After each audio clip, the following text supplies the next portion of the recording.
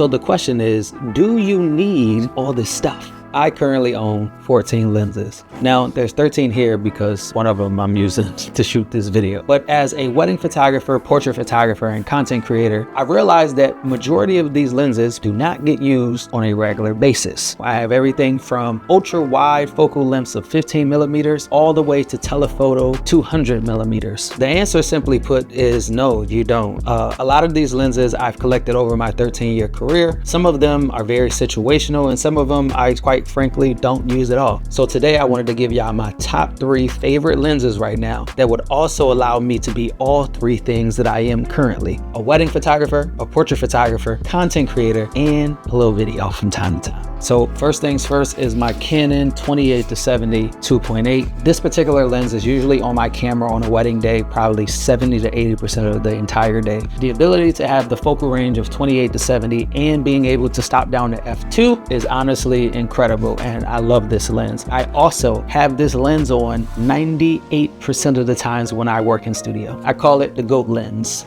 Number 2 for me is going to be my 85 millimeter from Sigma. This is a portrait lens. When I want those really creamy backgrounds, a lot of separation, and I want you to only focus on what I want you to focus on, this is the lens I'm putting on. Now, this is a terrible lens for content creation because vlogging at 85 millimeters would probably be really challenging. And then last but not least is actually the lens. I gotta take this off. Let me take this off, y'all.